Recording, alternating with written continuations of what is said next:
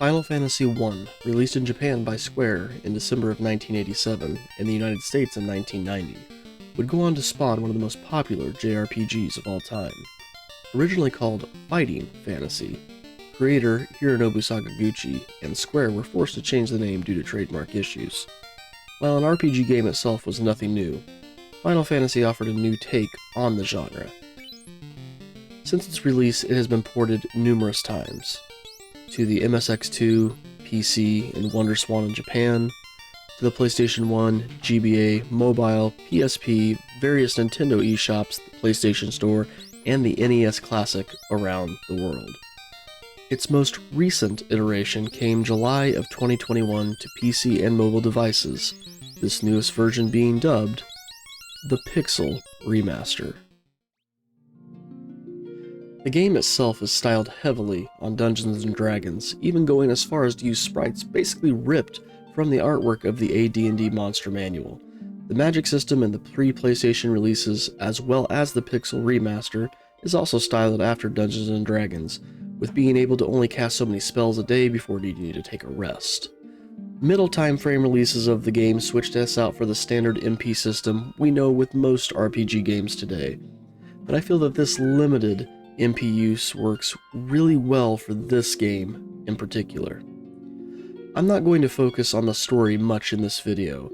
The game has been around for a while and most people already know the story. But instead I'm going to be focusing on the good, the bad, and the ugly of this remake. Feel free to watch my playthrough of the Pixel Remaster if you would like to get my thoughts on the story itself. The original game was riddled with just so many bugs. Many things just didn't flat out work. Spells didn't work properly, some stats didn't work, weapons and armor effects didn't work, among many other things. However, some of the bugs actually worked in your favor, such as the Peninsula of Power to get that early boost in level. So we're going to focus on some of the changes specifically with the Pixel Remaster. Not just the bugs, but all changes. First off, the music. The music for the original game, even in its NES sound, was absolutely beautiful. Nobuo Uematsu, the original composer, was called back to do a modern orchestrated remaster of the music, and it is clear today that that man is still a legend. The very first thing I did when I started up the remaster was go to the music library, and I was just blown away.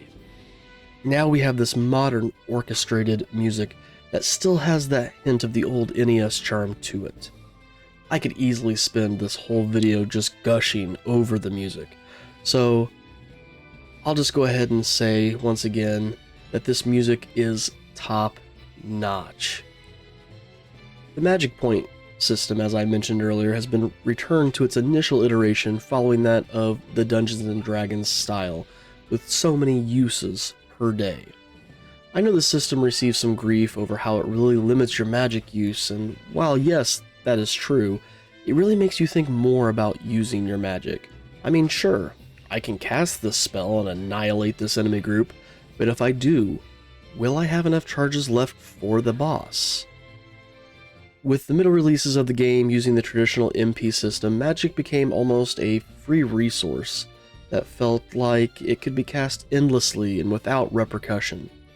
I can understand why people do not like the older MP system, but I feel like it fits perfectly with this game in particular, and I can see why it wouldn't work in the later Final Fantasy sequels. There are some neat little cutscenes put in that were fun little parts to enjoy watching. The bridge scene, the post-credits, the TNT blowing up the canal. These are nice little additions. The bonus dungeons for the middle releases of the games are not present in the Pixel Remaster. Instead, they opted to try and bring it back to its roots on the NES.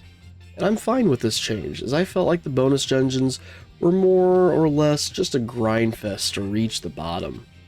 There were some interesting concepts with those dungeons, but never really enough to truly win me over to their additions into their versions of the game. A huge quality of life change came with the item shops. You can buy multiple of items. This was a great change, as the original could take forever to fill up your heal and pure potions that you would absolutely need for every dungeon. Like I said, magic was not this free resource. You had to think before you spend, so you couldn't just easily toss out that heal spell. You had to, balance. Am I going to use that heal spell? Am I going to use the heal potion? And you were going to need those potions. So being able to finally buy this in multiples was a godsend. There are also some new items that were added in, such as Ethers and Phoenix Downs, and I'm a little torn on these. Ethers in this game restore 1 MP use to all levels of magic for that character. I could have easily gone without these, as it makes you able to cast magic on a whim rather than strategically thinking out whether or not you should use that spell now or wait. So it kind of starts to dip back into the modern MP system iterations of this game. The Phoenix Downs are an item I could take or leave in this game. This item really kind of trivializes death, as you could just stock up and not have to worry about leaving a dungeon when your healer gets wiped halfway down. And there were some dry ethers and elixirs added too, but they could only be found in chests. And I kind of wish they would have done that with the ethers in Phoenix Downs as well. Instead of just buying them at the shop, and it just made the game feel a little too easy. Had they just stuck them in the treasure chests like they did these dry ethers and elixirs, I really feel like it would have worked out. It would be a nice little find to kind of help you out. You get midway through the dungeon and you realize, oh crap, I'm out of casts. How am I going to get back to the surface? Or am I going to be able to continue down? And you just happen to come across that chest that has that ether in it, and you get that one extra cast that might be that life-saving cast.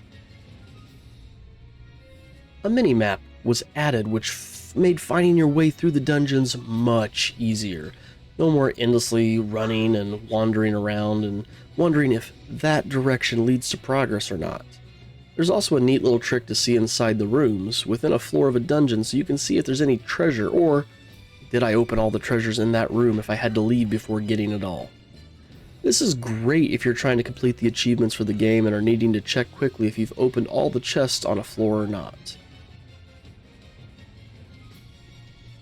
Okay, now it's time for a rant. Now, I consider myself to be a fanboy of the original NES game. Even with all its flaws and bugs, I consider it still to be one of the best RPG games made. So I was a little concerned when this game was announced. And I tried to keep an open mind even though they were toying with something that I truly love. That said, I have seen and heard a lot of extremely negative things towards this game that I just don't get. First, it's not on consoles. Well, I get that it would be extremely easy to add this game to consoles right now. Heaven forbid you have to wait.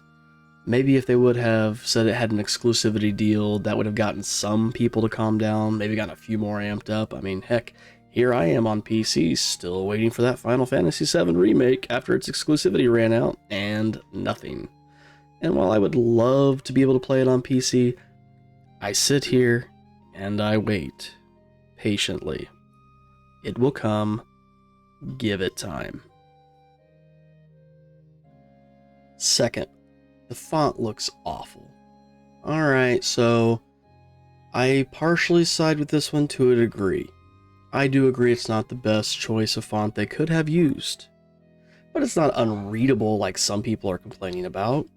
At no point in time, even with my bad eyesight, did I ever struggle to read what was on the screen. Yes, I feel like it probably is better suited for a mobile device, but it still worked with what was there. I get it's not as blocky as the original looked, so it's not as in your face and bold. But people have already figured out ways to get around this with switching the text and the subtitles, this text type and all that kind of stuff. And if you don't want to do that kind of work, I'm sure there's a mod. There's probably already mods out right now that will fix this. If you don't like it, throw a mod on it. That's what people have been doing for games this whole time. Throw a mod on it. Third, there's no way to switch to the original music or make it look like the original game. This one's always confused me a little bit. If I want to play the original graphics and listen to the original music, I'll just play the original game. Even if you don't have an NES console or the Final Fantasy cartridge, let's not pretend that emulators don't exist. Those graphics are going to look god-awful on modern-day screens. The reason they didn't look as bad on the old CRTs is because the resolution sucked on those. A lot of the problems with how the game looked were hidden by our crappy CRT monitors. Take into account the Diablo 2 remaster. Being able to switch between the old and new graphics, I hear people praising this. I played with the old graphics for about 0.5 seconds and then went over to the new resolution. You know, if I'm going to be dumping that kind of money into a game, I'm going to play with something that looks a little bit better. Again, I love and treasure the original Final Fantasy game, and I'll still even play it as I'm on my deathbed. But this complaint is a little lame, in my opinion. Fourth, it costs too much for a game that came out 30 plus years ago. Guys, this is not just an HD remaster of the original game. This was rebuilt from the ground up. They fixed the bugs, they reorchestrated the music, etc. That took time and money that they're going to need to recoup. If this was just the original game that had been slapped with a texture upgrade, then yeah, I'd agree. It's too much. But it's not. At the time of this recording, it's $11.99. People buy games that have been released numerous times with less done to it for far more than that. Call of Duty. You can't cry for games to be re-released for newer generations of systems and then cry about it being a money grab when they actually finally do it. A money grab would be asking $30 to $40 for this game. Again, I go back to the Diablo 2 remaster.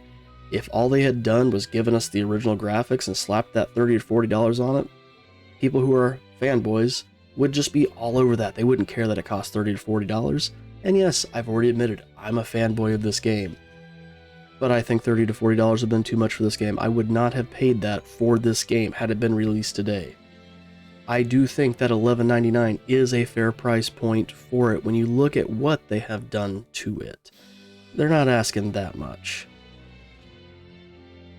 Finally, it's a port of a port of a port of a port of a port. You get the idea. How do you know a game is a great game? When 30 plus years after it was released, people are still asking for it. People are still playing it. Yes, I get that it has been released for different systems, and it's had different things added and taken away over the years, but people keep asking for this game. Just because you did not does not mean that no one else is. Look at all the games that keep getting these remasters from the older consoles, and again, they're being put out at these higher price points and people are paying for them. They bought the game on the PlayStation 1 and then they buy the game on the PS3 and then they bought it on the PS4 and then they're buying it again on the PS5. Same thing for the whole Xbox series. People keep shelling out that money for the same game over and over, and we're not crying about that. So why specifically this game? Alright, rant over. All things considered, I would give the Final Fantasy Pixel Remaster a 9.5 out of 10. Overall, I thought it was a solid game. Some good quality of life changes and a few that made it slightly too easy. The music, absolutely beautiful. And the graphics were a nice little upgrade. If you're a fan of the original game in its original release, you will like this version of it, and I highly recommend it, even at its full price point. If you preferred one of the ports that had the modern changes to it, I still highly suggest this game, but I suggest you wait for a sale. Overall, Final Fantasy has stood the test of time. It is still a great game. Hey, thanks for watching my review of the Final Fantasy 1 Pixel Remaster. If you like what you saw, feel free to check out the playlist listed over on the side that has my playthrough of the Final Fantasy 1 Pixel Remaster. I give a few other little points that I like about the game. I talk a little bit more about the story and whatnot. If you like what you saw, please feel to like, subscribe, comment, and be on the lookout for more review videos that are possibly coming in the future. Thanks again. Have a great day.